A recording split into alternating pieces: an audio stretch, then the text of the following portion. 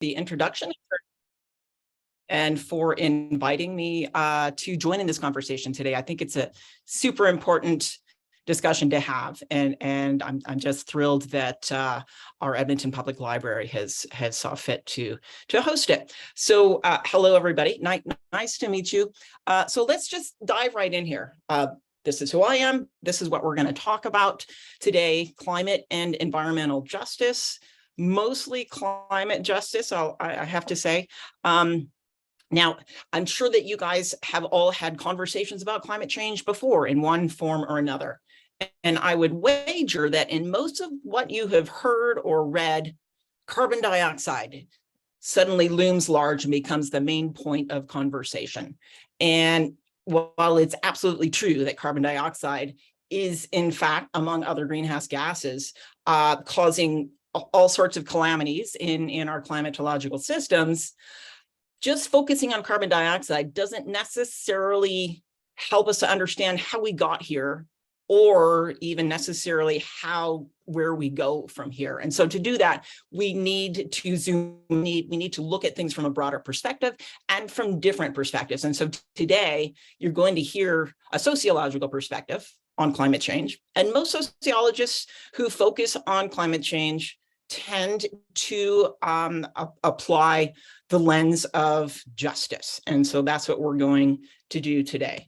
So hang on, I always have to figure out once again how to forward my slides in this format. So what do we mean by justice? Well, if there's any parents in the audience today, you know that we all have a pretty innate sense of justice, or more accurately, injustice, from a very young age. However, even though we all kind of know it when we see it, it's kind of hard to explain what it is. And in fact, dictionaries aren't even all that helpful here. I was just looking the last couple of days for a decent definition of justice, and I found things like the quality of being just or righteousness, which is not overly helpful, is it? So I'm going to unpack a little bit more from a sociological perspective how we look at justice, which includes basically breaking it up into three different pieces. So the first one being distributive justice, the distribution of valued goods in a manner that is deemed fair. So how come Sourayan got 3 cupcakes and I only got 1? That's an injustice from a distributive perspective. But then there's procedural justice, and that's access to decision-making in matters that affect us. So how come I don't get to help to decide how to redistribute those cupcakes? And I just have to listen to the adults in the room and do what they say. That's basically a reaction to a perceived injustice of a procedural nature. And then finally, there's retributive justice, making things right again, a means of ensuring accountability for those responsible for violations of justice. So hopefully Sourayan hasn't eaten those cupcakes, and I'm still at least, capable of getting 1 or 2 of them back, so we can have an even piles of cupcakes, as it were. But the fourth point, which isn't really part of the definition, but it's really important to keep in mind, is this: justice is subjective. I wish we had a meter that we can measure justice with, but what I think is just or unjust might not be the same thing that you think is just or unjust. And that's just part of our political reality, and it's becoming a particularly contentious part of our reality in climate politics. Okay, so to make matters more complicated, when we're talking about environmental and climate justice, there are some unique features that we need to bear in mind. So first and foremost, we're really kind of talking about not the distribution of goods. We're not talking about sharing cupcakes. We're talking about the distribution of bads, like air pollution, hurricanes, drought, all kinds of other sorts of catastrophes that are harmful to us.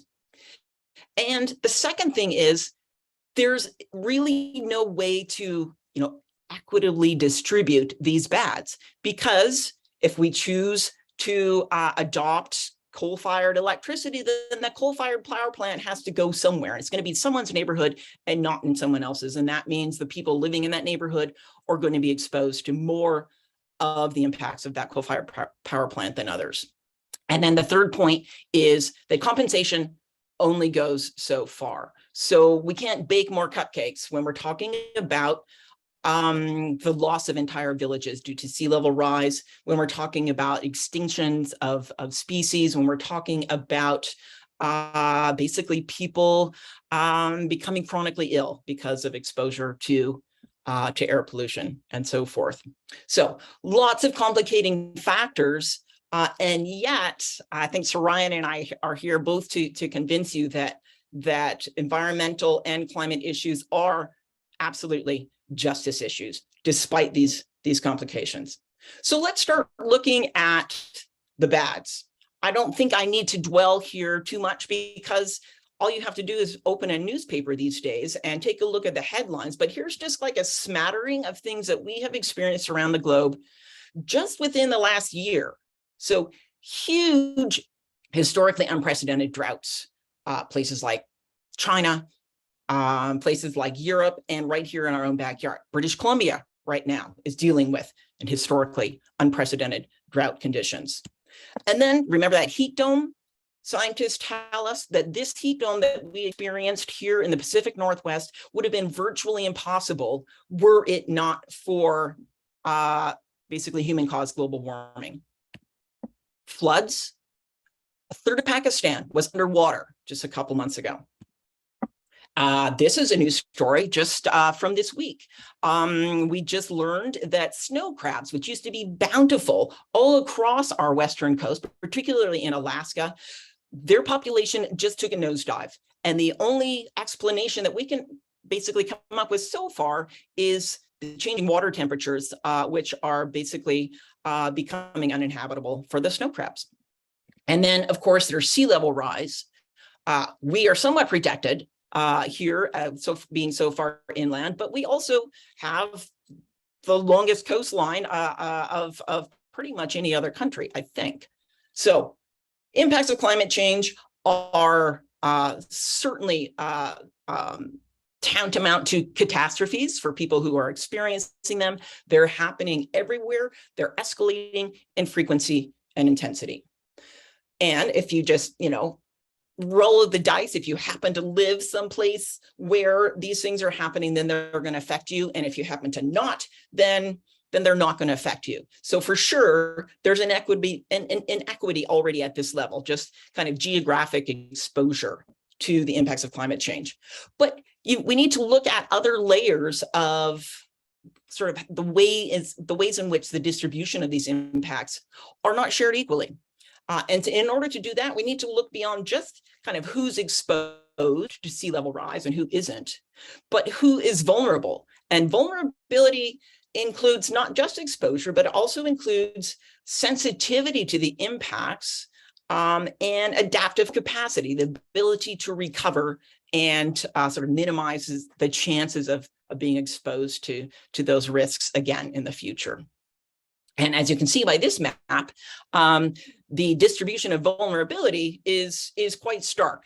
This is a rather coarse map. There's absolutely people within Canada that are far more vulnerable than others. But on the whole, this map is just to show just how inequitable vulnerability is across the globe. We can also take a look non-geographically and moving kind of below that course level and look at the groups that are most vulnerable to the impacts of climate change. Now, I'm not going to go through all of these groups in detail. I think that you can probably come up for yourselves for why these groups are either more sensitive to the impacts of climate change or have reduced capacity to adapt to climate change. And if anybody is unsure, then we can maybe circle back to these in the discussion. But I want to keep moving because both Sourayan and I have lots to cover here. So let's flip it around now and look at the other side, the production of the greenhouse gas emissions that is basically responsible for anthropogenic global warming. Well, they're not equally distributed either. So we're not all equally responsible for the problem. So here's a map that not everyone tends to look at. We often hear about kind of current emissions. And so we compare how much Canada emitted this year to how much China emitted this year. But here again, you need to take things from kind of a broader and a deeper perspective. And if you look at the cumulative emissions, basically the emissions that have occurred since the year 1750, this is what we see. Again, kind of stark inequities in terms of those nation states, those countries that have been ultimately responsible for producing the emissions that are currently in our atmosphere.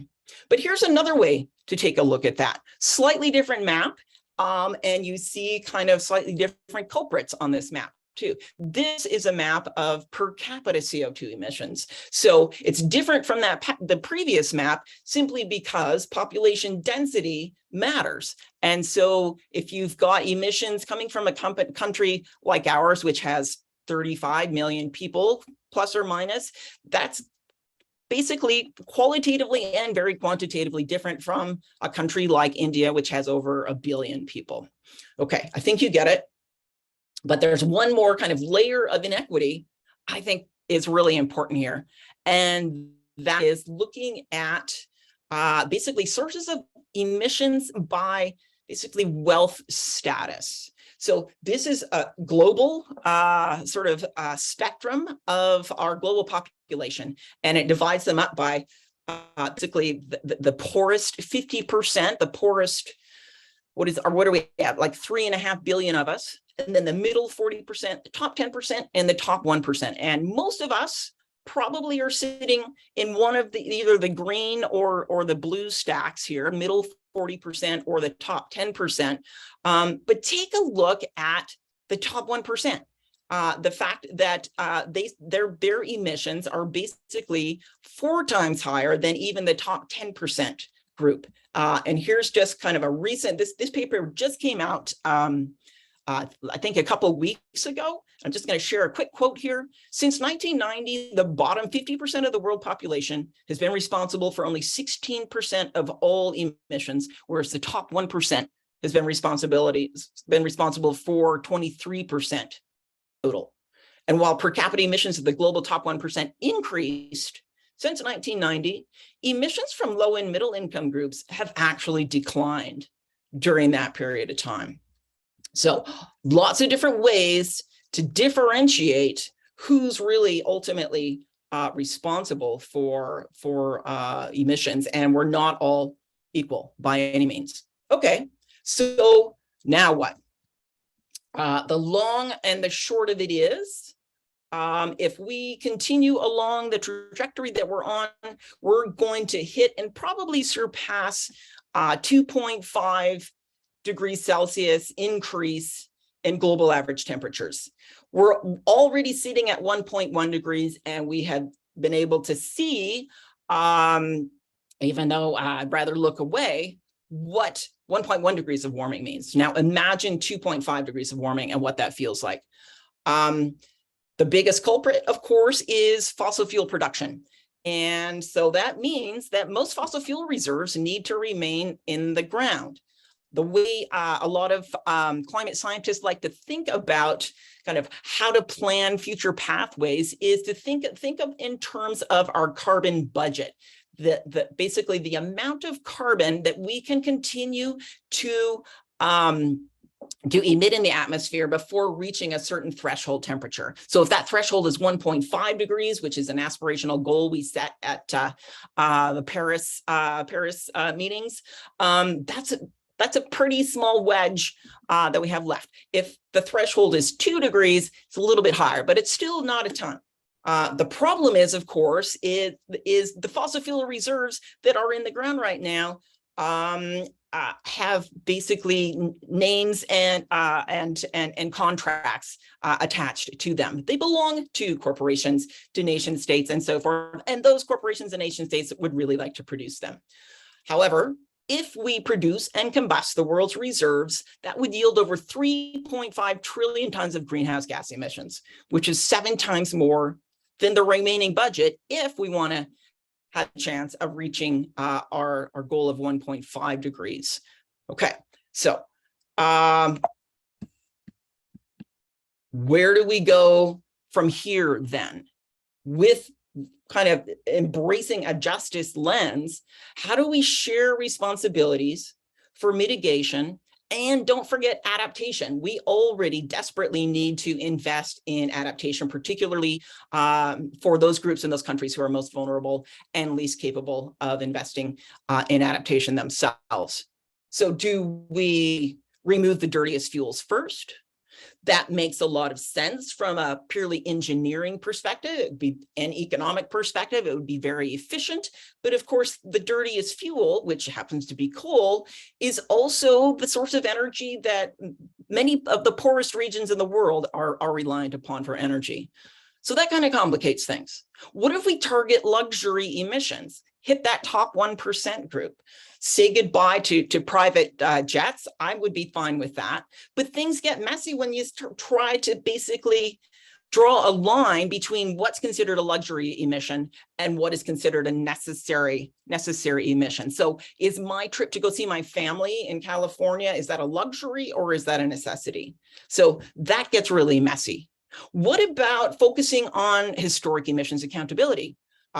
One country in particular looms very large here, not to name names or anything, but compelling one individual country within our global polity to basically take a lion's share of responsibility is kind of a political non-starter. Then a fourth possibility is maybe we do a capability approach. Simply those with the most resources, those with the most skills, technologies, tools, etc. Maybe they should just step forward and take the lion's share of responsibility. That also makes sense too. But there's a lot of people who are very capable, who are very sort of wealth endowed, who really don't see things that way. So long story short, there are no easy answers. And particularly when you add politics, and particularly when you keep justice in mind and basically not focus simply on engineering solutions and focus on solutions that are fair. So where does that leave us? Leaves us with multiple layers of climate injustice. Those who are most responsible for the causes are the least vulnerable to the impacts. And those who are the least responsible for the causes are most vulnerable to the impacts. And it also just so happens that those most responsible for the causes have higher access to climate decision-making power. Those who are least responsible have the lowest access to decision-making power. And to make matters worse, we just don't have a means of enforcing accountability. There is no climate jail. So I'm hoping that in our discussion period, we can basically come up with some better answers together. And with that, I'm going to turn it over to my colleague, Dr. Sourayan Mookerjea, to take it from here. As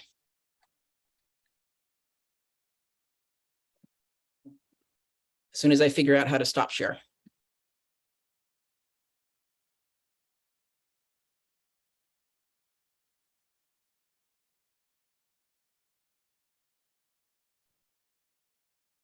That's excellent, Dr. Davidson. Yes. Whew. Yeah, it gives, I feel like I need to take a big deep breath before I come back into the content. Dr. Mookerjea, are you ready to share your presentation? Oh, you're also still muted. I would love to hear your words too.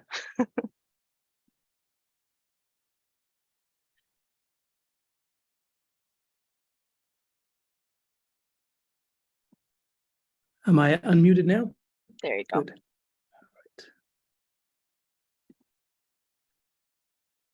All right.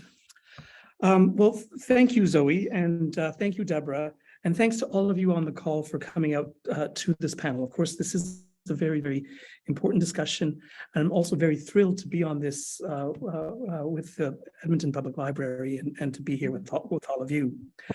Now, I'll be presenting on some aspects of my research from two research projects called Feminist Energy Futures and Speculative Energy Futures. And before I begin, I want to just acknowledge two of my colleagues, Dr. Sheena Wilson and Dr. Natalie Lovelace, who lead these research teams. And these teams are comprised of fantastic collaborators who are too many to name here.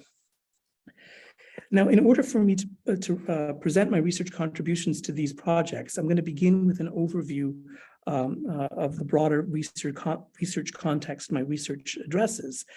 And I'm going to echo one of the key things that Dr. Davidson was talking about in her presentation, which is that when it comes to the climate crisis and the related urgency of energy system change, there is far more to it than a focus on emissions. This is really important, but it's certainly not the whole story.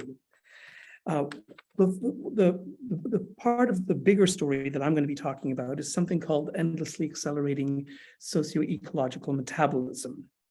And this goes along with the concern about emissions, but it's a broader context kind of idea for it. So what is endlessly accelerating socio-ecological metabolism? Well, accelerating metabolism has several interconnected facets: resource use, biodiversity loss, planetary life support boundary shifts, runaway social inequality and interlocking oppressions, democracy capture and sequestration crises, as I like to call them, alienation of communication as well. Now, my research addresses the interplay between the first three and the second three, with a special emphasis on the last aspect. Now, I want to give a quick overview of each of these aspects of the Great Acceleration, as it's sometimes called. And for the sake of time, I'm going to go over the next several slides fairly quickly. Many of these are likely to be familiar to many of you, as they've also been widely discussed. Sorry, Dr. Mookerjea, I'm just interrupting for 1 second here because you mentioned your slides and I wasn't sure, but we are not able to see your presentation yet. Oh, I don't think the screen share started successfully, so let's try that again. let's try it again. All right.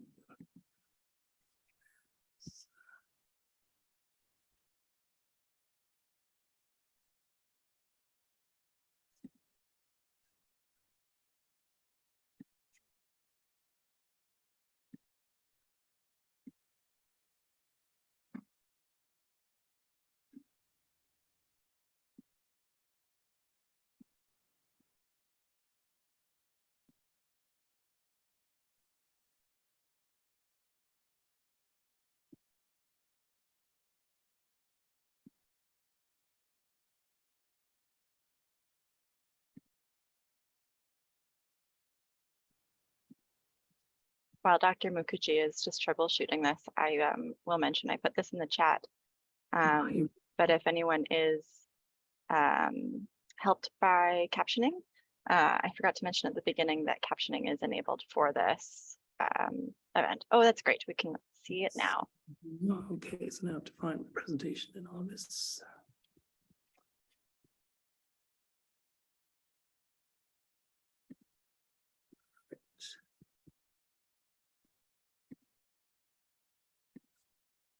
Beautiful. Thank Can you you. see it now? All right. Yeah. Okay. Wonderful. Well, you didn't miss too much of anything. There were lots of words, but I said them all. So getting into some of the graphs that might matter might be helpful for you. So the key point of all of the graphs that I will be showing you in the next several slides is the direction and the lack of change in the direction of these trend lines, okay? So this one, this graph plots CO2 emissions over time. Dr. Davidson talked about this as well. We see a rise beginning with the Industrial Revolution as the Industrial Revolution gains momentum, and then a rapid upturn and acceleration after the Second World War, so roughly around 1950 on that graph. And the key point here is that despite the introduction of processes like the Kyoto Protocol and the United Nations COP processes over the last 3 decades, there has been no change in the direction of this trend line. This slide breaks down emissions by fuel type, but otherwise tells the same story in terms of the direction of the trend line. Now, political ecologists call this relentlessly increasing rate of energy consumption energy deepening. Right. This graph shows total energy consumption, and again with no change in the trend line. Now, unequal energy deepening. This is something about the nature of our economy's dependence on a relentlessly increasing energy consumption. That's the term energy deepening refers to. The thing is that this, and here we're seeing this in sort of total terms, primary energy consumption of the whole world. But as Dr. Davidson was talking about, this is also very, this energy deepening is also a very unequal or a deeply unequal form of deepening. And this graph shows a very stark and obvious difference between energy consumption in the United States, with China and India with their much larger populations also now registering, and then the energy consumption in the global south with Canada and Germany also kind of included in that. Now, if we look at this, and this is also something that Dr. Davidson showed you, this graph presents primary energy consumption now calculated per capita by nation. Dr. Davidson showed you a map of this. This is a different kind of picture of the same thing. Now we see that there's a stark difference between Canada, the United States, Russia, Germany, versus the rest of the world. So this energy deepening is really, really unequal. Now, the next set of slides show you aspects of biodiversity life and life system boundary shifts, which have also been much discussed. You're likely to be familiar with some of these issues. And again, the issue here is the fact that the trend line goes in one direction without change. So this graph shows you tropical forest loss. This one shows terrestrial biosphere degradation, ocean acidification, methane emissions, and surface temperature. And again, it's the direction again.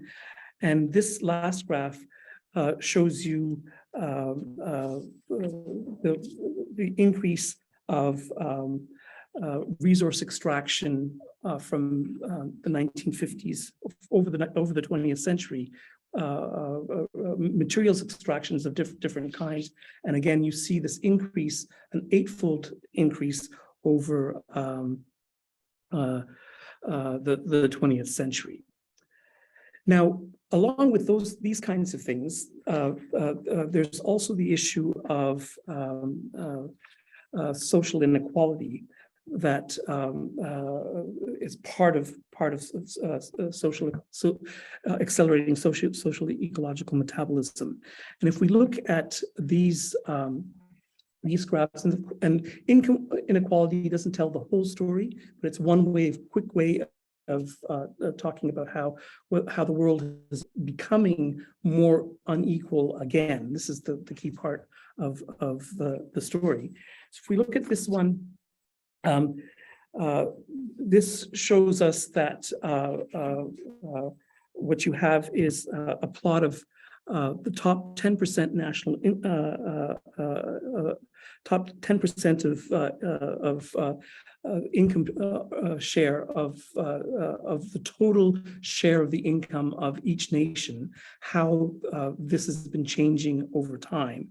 And roughly from the 1980s onwards, we see that the top percent is taking a larger and larger amount of the total national income of their countries, right? So the only exceptions here might be the United Kingdom and China, while in the case of South Africa, you see that this wealth disparity is growing most starkly.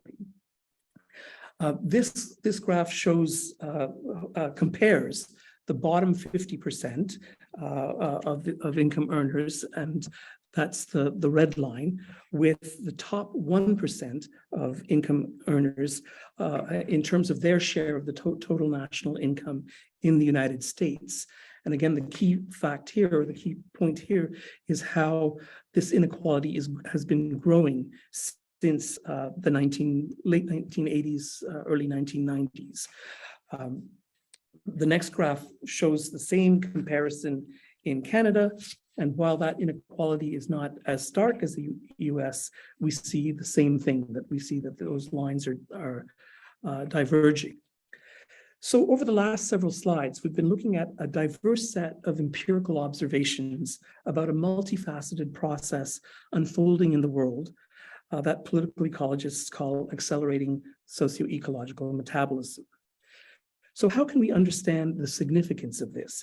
How can we explain why this phenomena characterizes our world? There's actually a very complex argument involved, but I'm going to give you the 30-second version of it. Political ecologists and environmental sociologists understand these trends that we've been noting to be characteristic of our growth-based global political economy. World ecologists in particular point to what they call the vortex of accumulation to explain why we have these trend lines. What do they mean by the vortex of accumulation? Well, Adam Smith was the first to notice a peculiar but characteristic feature of a capitalist economy. The more perfectly and efficiently the market operates in disciplining players in it through ever more intense competition, the more this market efficiency undermines everyone's capacity to make profits. So the more efficient the market is, the more it undermines the possibility of making profits. And as a result, profit rates tend towards zero. Now, one of the main ways in which the global capitalism, one of the main responses to this for the players and global producers and so on, is to innovate technologically in order to compete harder, right? But by competing harder, they're basically amplifying the scale and depth of the problem.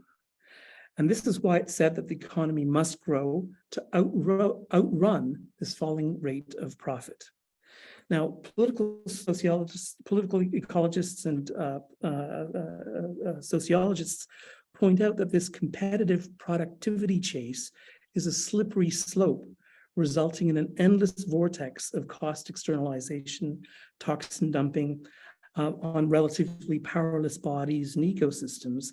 And that's what the graphs were showing you in the last several slides. And that's what Dr. Debra Davidson was discussing in her presentation on environmental justice and injustice.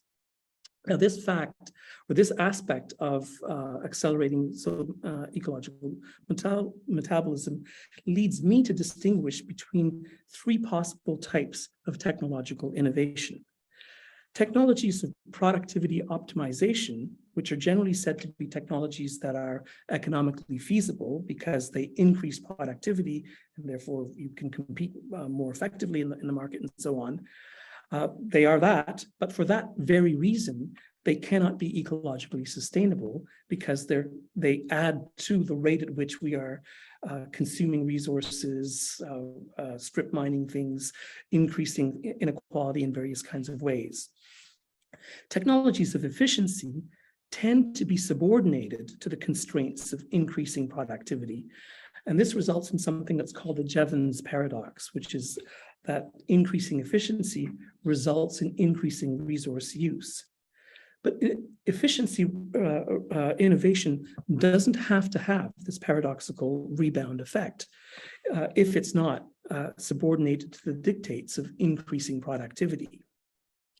Now, in that case, this opens the door to another greatly needed kind of technological innovation that has a long presence in human history, but in the last several hundred years has been greatly marginalized, undervalued, and ignored, even though this kind of innovation continues in many fields and is vital. And these are technologies of regeneration, or what we could call the arts of care. Insofar as these technologies are not designed to increase productivity, but rather to regenerate exhausted bodies and ecosystems, presuppose egalitarian and democratic social and political contexts in order to become feasible. These technologies cannot flourish in other contexts. And the key lesson from all of this, I argue, is this: that energy system change must be a bottom-up process, that it can't be a top-down process without deepening crises of democracy and fueling racist nationalist violence. Other political ecologists have also pointed to these prerequisites for escaping the vortex of accumulation and its accelerating socio-ecological metabolism. Things like reducing social, many of these things were things that Dr. Davidson also talked about, reducing social inequality and power asymmetries by deepening democracy, decommodifying subsistence pillars like food, water, energy, housing, transportation, mental and physical healthcare provision, to regenerate the low energy intensive care sector of economies that use a lot less energy than other sectors do. Technologies and to create more technologies of regeneration that can increase our capacity for democratic communication and for care. So it's in the context, this kind of a context, that our research projects in feminist and speculative energy futures asks these kinds of research questions. What knowledges, skills, and capacities do ordinary people, especially women who are leading bottom-up processes, what do they possess in terms of these knowledges and skills? How can environmental justice movements better communicate with different publics? How can we begin to think about energy beyond the narrow bandwidth of the war room so that a bottom-up process is possible? To conclude this presentation, I'm going to very briefly show you some aspects of two arts of care-based research creation projects, which grapple with different aspects of these research questions and which strive to take us beyond thinking of energy only as a weapon, whether of politics, activity, or growth. The first is a renewable energy transition role-playing game. Because such games involve pretend and play, and because they're only games, they offer a promising way for people to explore and engage new or seemingly hostile or censored ideas.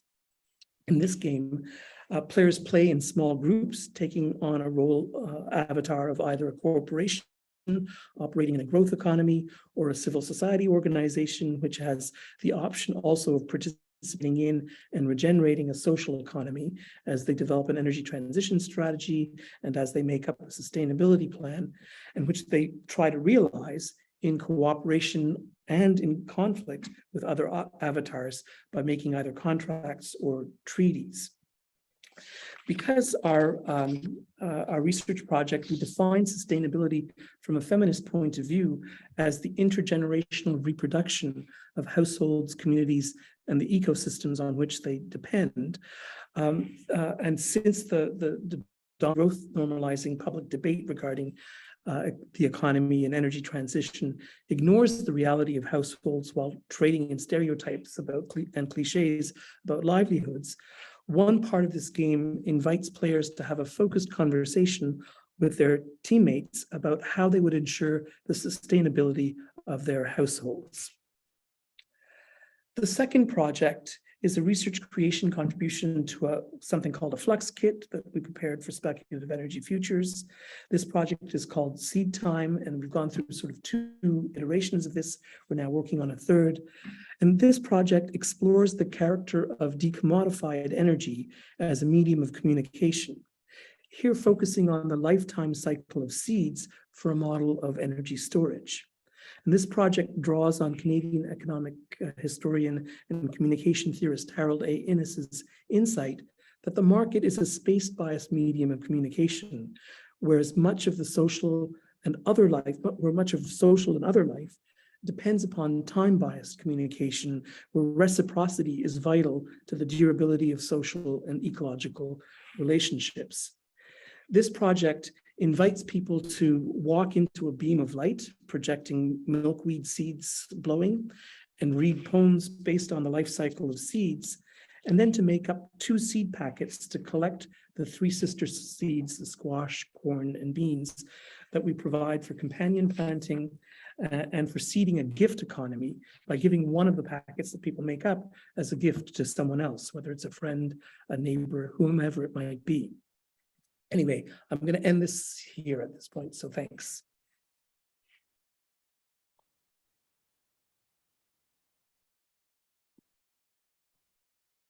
Oof. Thank you so much, Dr. Mookerjea. I feel like after both those presentations, it's an intense topic, and I know that we probably have some folks in the audience here tonight who spend huge amounts of their lives, both work and personal time, like you two, dedicated to thinking through these things that are can be very overwhelming and can be very difficult to kind of wrap your mind around. We have a few sort of questions that I have prepared for you two. We have about 45 minutes left in our event tonight. I'll let folks know that, you know, I have these questions that I'll ask our two panelists here tonight. But if you have questions as we are introducing those ones, you can drop them in the chat, you can raise your hand. We can have a more collaborative 45 minutes. It doesn't have to just be me asking questions. And if you have responses, just, yes, feel free to raise your hand or drop things in the chat. But I will get us started. Partly starting by coming back to Dr. Davidson's presentation. If you can sort of touch base for us about what are the social dimensions of climate change, and then if you can maybe expand a little bit on why it's important to include those social dimensions in our conversations about the changing planet. Sure, Zoe, and I recognize that so many of our public dialogues are really focused on the physical dimensions of climate change. And so that's why it's so easy to see this as kind of a physical or a natural science problem. But what are the social dimensions? Well, nothing much, just how we got here and where we're going. Those are all social dimensions. And, you know, bringing in a social lens also reminds us of the importance of things like ensuring that our response options embrace democracy, embrace fairness, and, you know, don't have unintended negative social repercussions as some kind of overly technological solutions tend to do. But in order to really understand, you know, how we ended up in this situation, we need to understand the social, the political, the economic, and the cultural drivers that basically have endorsed, you know, certain activities that lead to the production of the greenhouse gas emissions in the first place.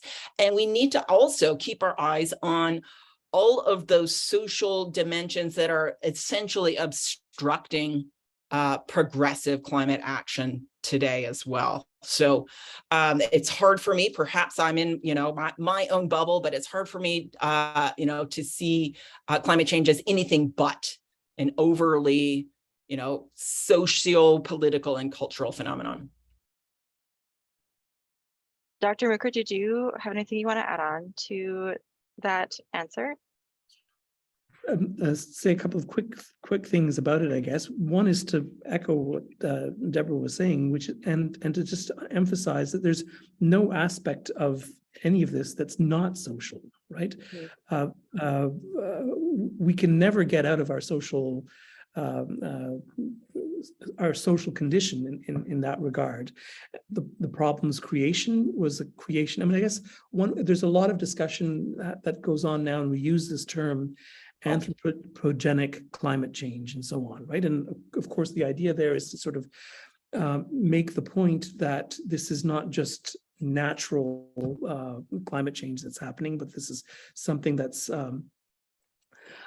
happen because of human activities and so on. But from a social science perspective, and this is the reality of our history, is that there's no such thing as this kind of generic anthropos that does anything, right? It's our history is always that of specific people doing specific things to specific people under specific situations through very, very historically specific institutions and processes. And so, and that's the reason why the social dimension of all of this is crucially important, because justice is important to human beings. And without that, there's no way to be able to address the kinds of questions of justice that Debra was talking about in her presentation. Mm-hmm. Yeah, I mean, it's again, that's where I come back to that word overwhelm is in the back of my head as I hear you both speak. And this isn't, something that we need to address as a question, but my brain kind of goes, I don't know how you select which of the pillars to sort of go after, right? Like you both have your research that you have, I don't know if it's delved into, but as you said, there's so many, it's like Debra said, it's everything, right? And so choosing which thing to focus on even is an overwhelming thing to look at. I'm curious if Dr. Davidson, if you could, I just wanted to hear if you could expand. You just mentioned, certain solutions that have these unintended negative consequences. I'm just curious if you could expand on that, or if there are examples that you can share. Yeah, first of all, please just ignore the background noise. The dog is lacking in attention, apparently. Okay, so I'll give you just like one quick example. There's a lot of enthusiasm for emerging technologies, like electric cars, for example. And so there's been a tremendous amount of public investments of university dollars, community dollars, government dollars into supporting the expansion of electric vehicles. And that's cool, right? I mean, I would love to have an electric vehicle. But the problem is that solution, if you want to call it a solution, it is one that a very small proportion of people around the planet can afford. Number two, it really doesn't fix all of the other environmental costs that are associated with a car dependent system, things like the massive amounts of highway infrastructure accidents and so forth that we have to pay. And it also, it kind of closes our imagination from considering other possibilities, because what we don't need cars. What we need is to be able to get from A to B.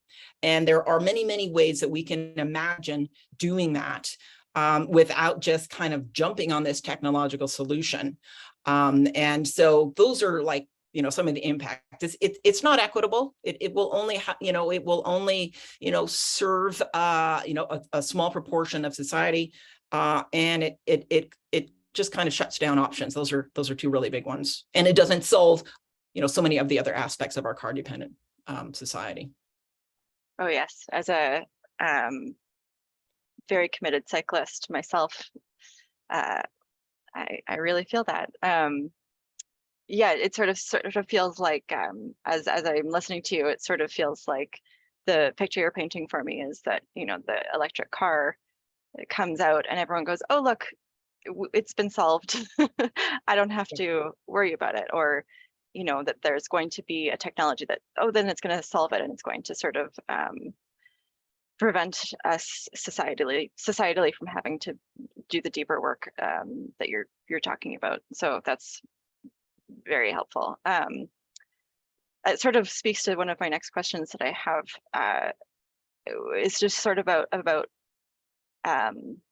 misconceptions and myths, and maybe I'll pass this over to Dr. Mookerjea first to sort of. I'm curious if you can speak to some of the common or misconceptions that you hear very frequently in your work about climate justice, and what kinds of myths or mental models do people have about when they hear climate justice, what that means to them.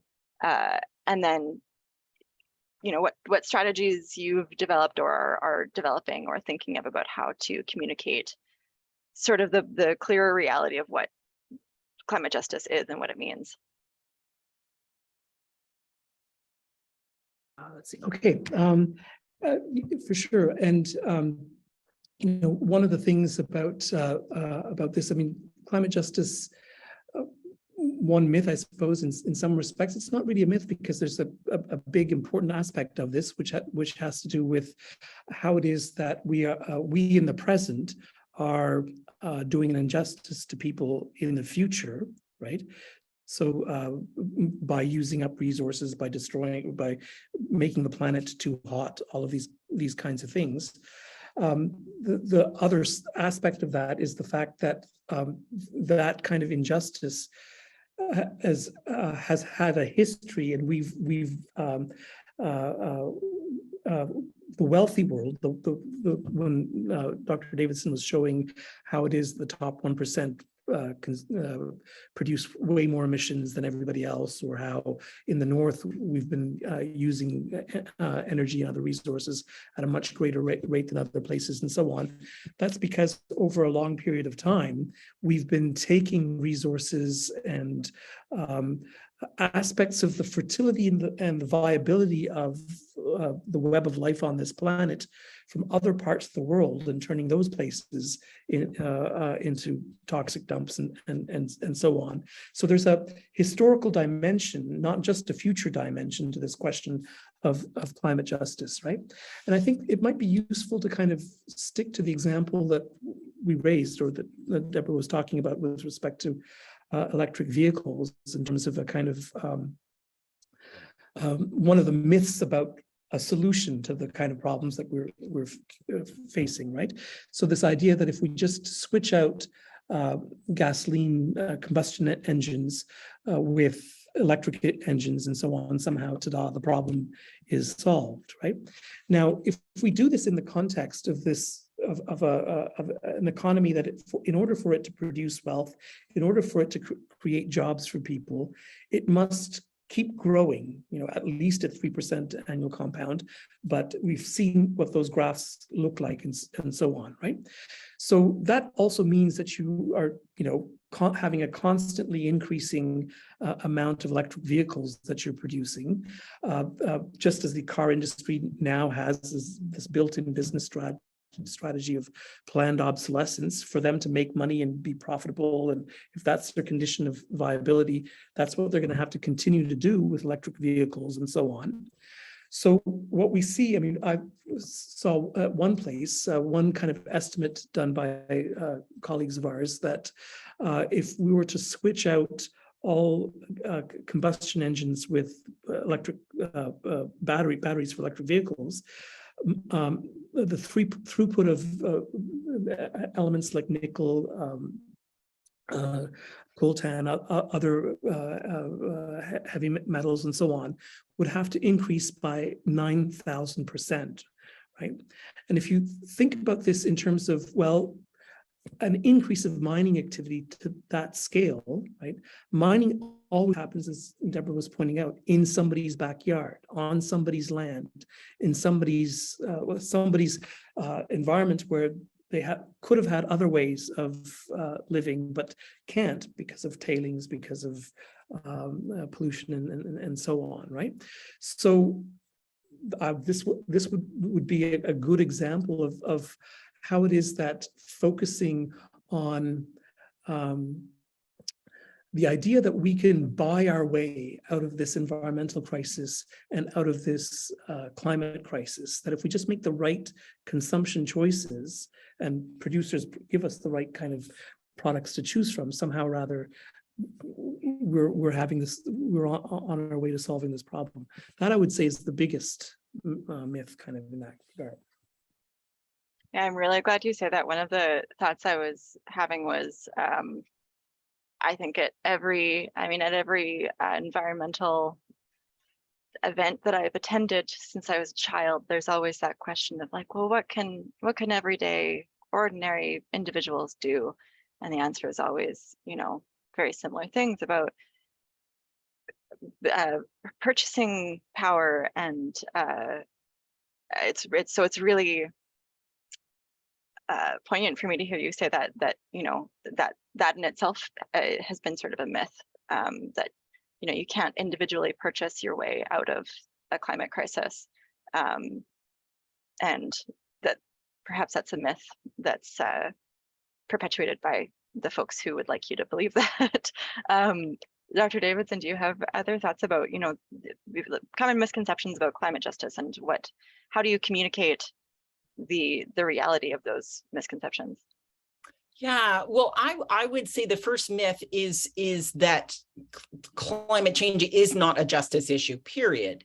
And there's this tendency, we've kind of gone from carbon dioxide is enemy number one to humanity is enemy number one. And, it's just, we just can't seem to help ourselves. We're going to just overconsume, and spoil our nest, and we're all kind of equally responsible. And then that, quickly takes us to, the overpopulation argument, and the suggestion that, there's just too many of us. And, if we were to control population reproduction rates, then our problem would be solved. So I think that's, not only a myth, but it's a really dangerous myth, because it's a myth that still, has some cash in policy circles, in which, overpopulation is still, being discussed as, as somehow that is the problem. And, however, that same myth happens to be really advantageous to the real culprits, which is why, Exxon's marketing is all about you and what you can do. And their arguments to their partners in Congress and whatnot are always, we're just meeting demand. That's all we're doing. Our hands are tied. And so I would say that's the biggest sort of justice associated myth when it comes to climate change. And it's one that's really worrisome. I'm scribbling down some notes here as you talk, because I'm got a couple of Dr. Davidson quotes on my little whiteboard, a couple of Dr. Mookerjea quotes on my little whiteboard. But before I go to any of them, just because I've been dominating our questions for about 15 or 20 minutes, I just want to check in with the folks who are listening and see if there's anybody who has something they want to ask, or something that they want to respond with. If you want to raise your hand, or if Zoom is being mystifying for you, if you can just open up your microphone. I just want to open up that invite before I keep probing our two guests with my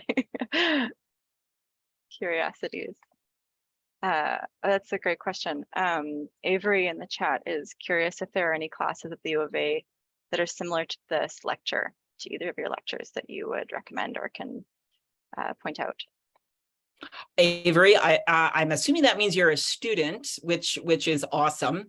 So I'm aware of a new class in political science taught by Dr. Laurie Adkins, I believe. I don't remember the title of the class. I myself teach a class called Rural Sociology 271, which is the politics of food and natural resources, in which climate change kind of looms throughout the course because it is so integral to food and natural resource issues.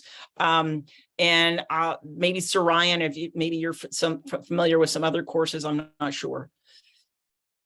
Yeah, the course that Professor Adkin teaches is on climate policy in Canada and climate justice issues, climate justice movement issues, and so on. So that's a course that would speak to the concerns that we're talking about here. A course that I teach, which is called, I think it's called Introduction to Globalization in Sociology 269, that is both an introduction to political ecology and world ecology on the one hand, but it looks at environmental distribution conflicts and environmental justice issues while looking at what is globalization over sort of two time frames, of a long time frame of 1492 to the present, and the other one from roughly after the Second World War to the present. So that addresses a lot of the things that we're talking about in this lecture. I also teach I think it's a fourth year in a grad seminar in a grad course that's called Climate Justice and the Commons, and that's a more advanced course, but it also deals with climate justice issues, obviously. There's probably other courses that I'm just not remembering off the top of my head at the moment that are part of the sustainability network on campus. There's a certificate in sustainability, and I would imagine that there's quite a few courses that are part of that certificate program that would be kind of like what we've been talking about today. I'm seeing lots of additional suggestions in the chat here. So for other students on the line, take a look at those too if you've got room in your schedule. I'm also seeing a couple of comments, so maybe over to you, Zoe. Yeah, I'll go first to the first one that came up from Dr. H.A. So I'm reading their name. And it's also something that I was kind of curious about from our last question about what they're saying is, I think what much of the problem or solution boils down to is changing mindsets. I'd like to hear both of your thoughts on the most effective way to do this for individuals and populations. I think it's a great question. I was thinking about this as you were speaking about what I wrote on my whiteboard actually at the end of your last answer was, how do you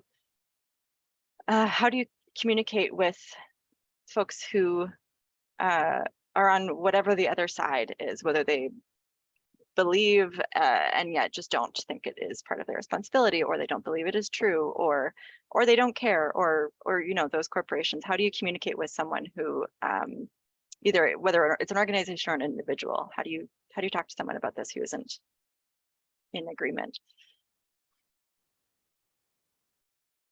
Did you want us each to take a turn? Sorry. And yes, why don't you start, Dr. Davidson, and then we'll Sure, hop over. no problem. And boy, that's the $1 million question. The things that I have learned though is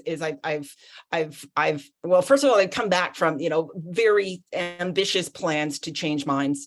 And kind of scaled back those ambitions to let's just see if we can understand each other. Belief systems aren't things that can change on a dime, and the things that lead to changes in belief systems tend to be an accumulation of new information, new experiences, and hearing new perspectives. And so I would say, the best thing that we can do is, treat each other with compassion and care, because most of those people who are on that, that far end of the spectrum, who are, just the loudest climate deniers out there, certainly there are some of them who are, very well paid in doing so for reasons of for their own vested interest, but for the rest of them, they're a lot of them are scared and feeling really distrustful and feeling like they have they're out on a ship without sails. And so just recognizing that I think is point number one, and stop trying to tell people how to think and how to believe, and ask them what they think and what they believe and what they care about. So wonderful and empathetic, compassionate response. Dr. Mookerjea, do you have anything else that you want to add to that? Well, yes, I guess I could. I mean, in terms of whether it's a question of changing minds or getting people to understand what these issues are and their complexity and so on, I'd say that one of the key things in that regard is fund education. Stop cutting the budgets of universities and schools and hire more teachers and so on, because people need to learn. People need to go to school and learn things and so on and so forth. And that would have a major impact in terms of a wide range of different kinds of issues in this way, right? The other things that I would, so the thing about changing minds in terms of, as a kind of issue of communication, and of course, yes, empathetic conversations, these kinds of things. I mean, part of the work that we do, research creation work, is really trying to think in terms of what are the things in the world that results in something that people have called systematically distorted communication. And this is where vested interests and ways in which power is institutionalized and exercised basically changes and shapes what it is that people talk about, how they talk about it, what are the terms within which they talk about it, talk about things, as opposed to other ways of talking and thinking and so on, right? So it is, of course, a complex issue, but I think one of the other things that's really, two things that are really worth keeping in mind in this respect is that if you think about climate deniers, if you think about people who are wanting to sort of cling to a kind of an economy and an energy system that is, for all extents and purposes of sunset industries in this in this regard, that they're not a growing number, and they're not anywhere near a majority in any kind of way.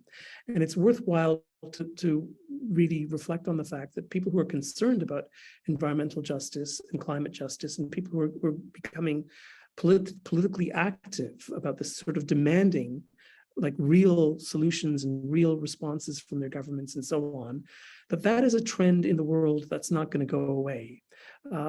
As more and more people, as their lives get turned upside down in all kinds of different ways, from mass unemployment to floods and fires and all of these other kinds of things, that kind of political demand is not going to go away in the world, right? And the key issue in terms of changing minds is getting our politicians to understand that the things that they're doing to defend the status quo and to defend industries that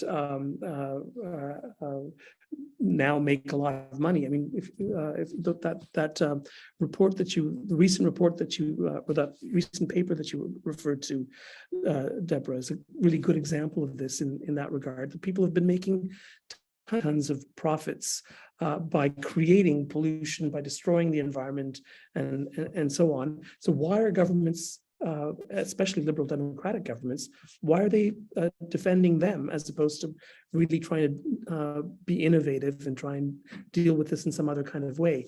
I don't think that demand is going to go away. I think that that's just going to become more and more intense.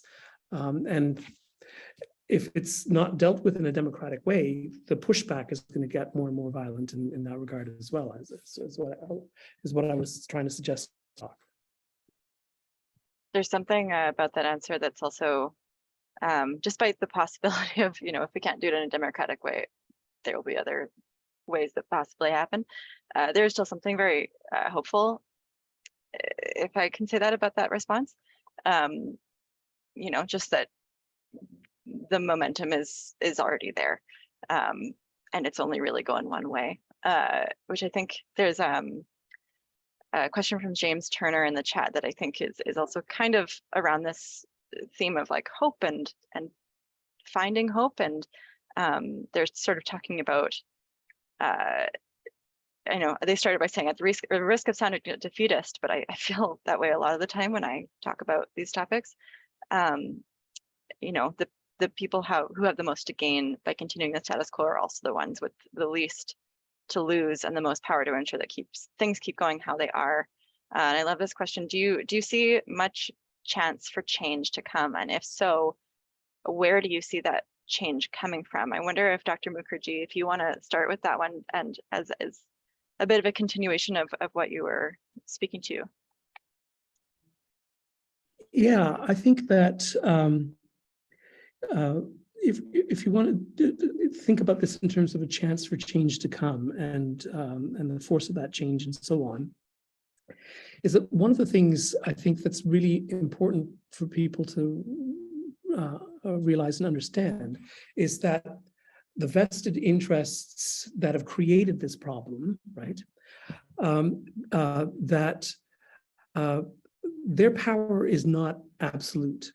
And the very way in which they reproduce their power and create the kinds of wealth that they create in this world, that's as it's so unequally distributed in that way. It's a horrifying distribution of bads, as Debra put it, and so on. That way of reproducing their power is crisis prone. It is, in fact, in the world right now, spinning out of control in all kinds of frightening ways. So there's real dangers here in terms of war, in terms of the fact that, I mean, one of the most, to me, dangerous things about all of this is the fact that we have so much wealth that is completely beyond any kind of democratic control, right? I'm not thinking just about People's Republic of China and the Russian state and so on, but huge pools of funds, capital, and so on in the world that people can, buy whatever they want with that, organize whatever they want with that. And there's no way of controlling that, right? So this is real what makes the world really, really dangerous in that regard, right? But people can always themselves learn and find ways of being able to create forms of wealth that sustain them, that enable a community to reproduce itself intergenerationally over time and so on. And once people figure that out, more and more people will nobody wants to live in a world of war. They would rather live in a world where you can create stable wealth that lasts over long periods of time, and everybody has a place in it in that regard. So I would say that the possibility of change is in that kind of mix in there. There's big dangers because the changes can spin out of control in horrifying ways, but there's lots of people who don't want that to happen, right? And there's a lot of knowledge out there in the world to keep that from happening as well, right? Yeah, I think, not to pat ourselves on the back too hard for being in this Zoom room, but I think that, what I'm hearing a lot is that sort of hope being found in other people, and that you're not sort of looking at this as a lone individual. Dr. Davidson, do you want to continue or add on to that answer? Sure. Well, James, I'm going to get personal here and just say that I know how you feel. I have my moments of despair. I'm scared. I'll admit it. I take heart in my understanding of how social change happens and recognizing that these are very complex systems. And what those power holders want most of all is for things to stay the same, but they're not going to get that because, clearly, if the past year has been any indication, we are in a moment of, hugely dynamic changes coming from all directions. And so they're not going to get what they want. So kind of point number one. But number two, the way social change happens is it's not one thing. It's not, oh, well, thank goodness we have another Democratic president in the White House, or, oh, we finally have, battery storage capacity. Now we're going to be fine. Or, now we have, 30% ownership of electric vehicles. So everything's going to be okay. It's not going to be one thing. It's going to be sort of the intersection of many, many, many changes. I find when I talk to students about climate change, it feels overwhelming because it touches everything. It touches, what we eat, where we live, how warm it is, the weather outside, our relationship with other countries, et cetera, et cetera.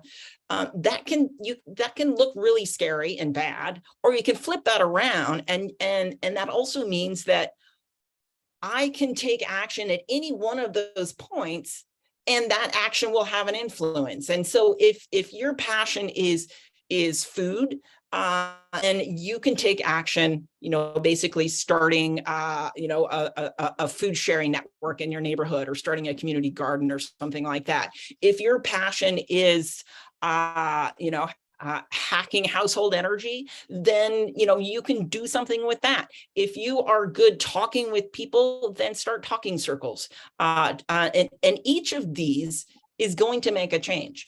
And then lastly, I think we're running for our lives. And at what point, if you're running for your life, really, do you just turn around and roll over and say, oh, I'm done. I can't run anymore, come eat me, tiger, or whatever. No, you're gonna keep running. You're gonna keep trying until it's over. And it's not over yet. It's far from over. That's also going on my little whiteboard of quotes to share with my colleagues later. Which is actually a really great image that I think that's going to stick in my head for a really long time. I want to get to one more. There's one more question in the chat, and I want to get to that one, and then I have one sort of last question that I wanted to throw out to both of you. Didn't get to all of my prepared questions today, which is great because we had so many great questions from the chat. I have one from, I hope I'm saying your name right. Is it Timmy? Timmy? Asking for just an elaboration on how climate change is more impactful to certain people or certain demographics. There was the slide about, women and racialized people or Indigenous people who are more impacted by the climate change and its impacts. And I'm not sure if one of you would prefer to speak to that. I don't know which one of you would maybe be more, or if you would both like to. I'd be happy to give it a start. I think I just swallowed a bug. Oh, no. just to make life interesting. Thank you, Timmy, for the question. Each of the groups in their own particular ways have unique forms of vulnerability, either sensitivity or lack of adaptive capacity in response to the impacts of climate change. And so we can take, we could spend a lot of time exploring those groups, but let's just talk about Indigenous peoples for a minute. Indigenous peoples are considered particularly vulnerable in large part because their livelihoods, their spirituality, their heritage, and their culture are also intimately wrapped up in their relationship to the land. And so when that land gets irreversibly disrupted, then of course that has enormous consequences, starting with the most immediate, like for example, food security, but also, at that cultural and spiritual level as well. Taking another example, I mentioned children and elderly, and also people who are physically compromised in some way. These individuals are all individuals who are entirely dependent on others for their well-being. So in a situation in which we are facing an extreme event, let's say a hurricane, then those individuals are dependent upon somebody else to basically get them evacuated, to save them. And, time and time again, when we have heat events, hurricanes, floods, etc., it is members of these groups who are the most likely to suffer, to end up dying in those events. So that's kind of those particular groups. Women and LGBTQ people, that's another sort of whole host of, complex issues, racialized peoples as well. These are all groups of people who are already, carrying enormous burdens of discrimination, of compromised access to decision-making forums, also far more likely to be economically compromised, and when we are in times of strife, as we have plenty of examples to look at today. That's often when we start to see kind of both the best and the worst of human natures. But one of the worst of human natures is that we start to point fingers at people who don't look like us and decide that they're the problem. And so these are the individuals who are at the other end of those finger pointing. And so, the poor treatment of those equity seeking groups tends to escalate during times of crisis. Dr. Mookerjea, I just want to give you an opportunity if you want to add anything to that quickly before our last question, or just very quickly out, Debra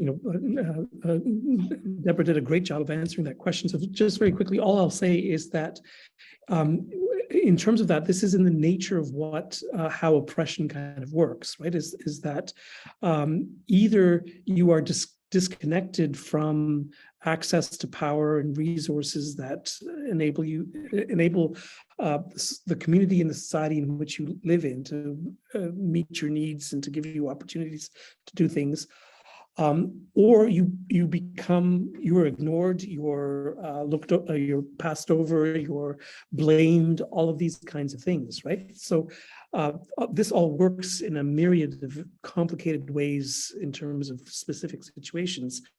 But in a 2-second kind of thing, that's what I would underscore, that it is the nature of oppression that is at work here. Yeah, the social dimensions of climate change is a term that I'd never heard before. Is like that use of the word social dimensions, and the way that you're both speaking about these equity-seeking groups, I think that really groups into that same category in my brain. There's some really lovely and positive comments in the chat from a few folks, but because we just have about 4 minutes left, I really want to have some time to ask you my last question. This is a panel hosted by the Edmonton Public Library. Our big pillar of our service is that we share information, and we try to ensure access to information for everybody, regardless of income level, etc. And one of those things in this discussion about climate justice is it can be really wordy. As I said, I never heard social dimensions of climate change before, and I went to university, did an arts degree though, so I don't know that social dimensions of climate change made it into my theater education.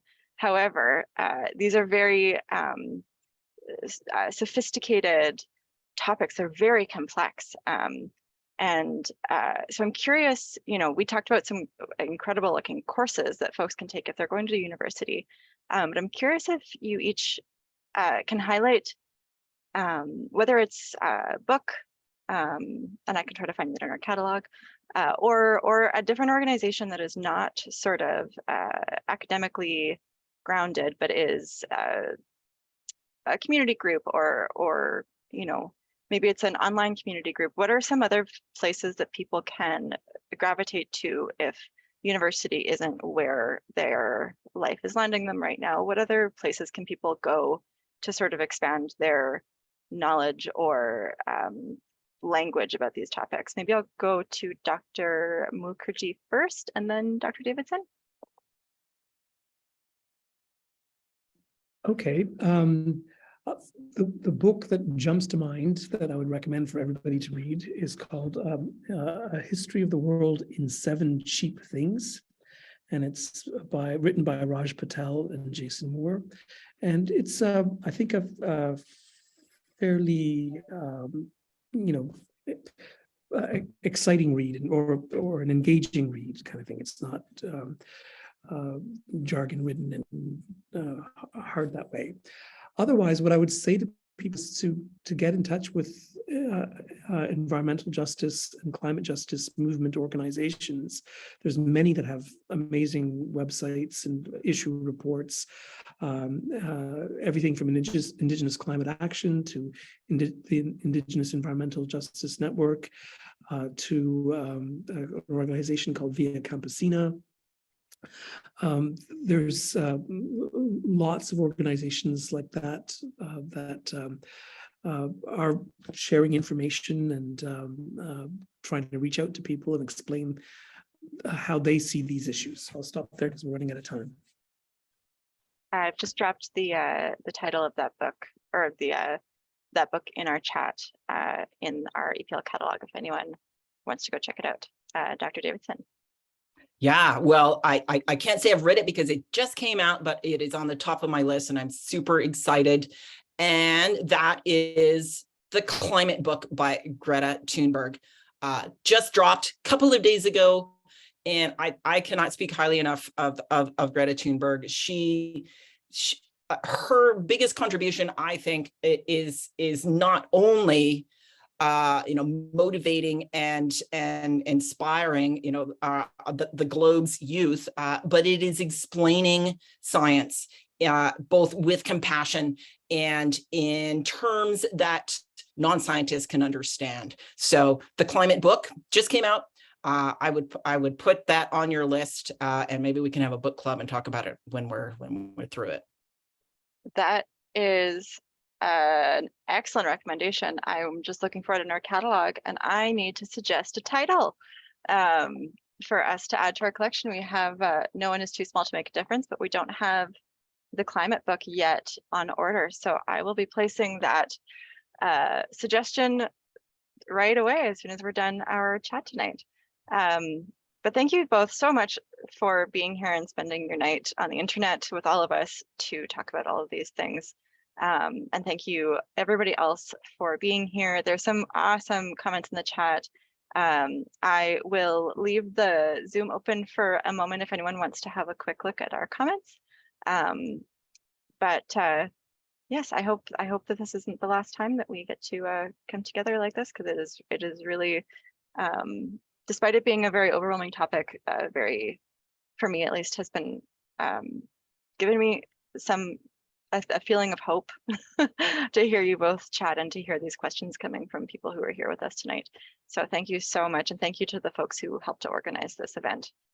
It takes a lot of work to put together something like this, so I appreciate it. Thank you, and thank everyone else. Thanks, Anastasia and Zoe and everyone on the EPL end for making this happen. It was a pleasure to be here. Absolutely. Thank you, everybody, for organizing this and inviting us to do this. And thanks to everybody that came. Thank you so much. I'm really honored. Wonderful. All right, I will I'll shut down our Zoom, and I hope everyone has a lovely evening.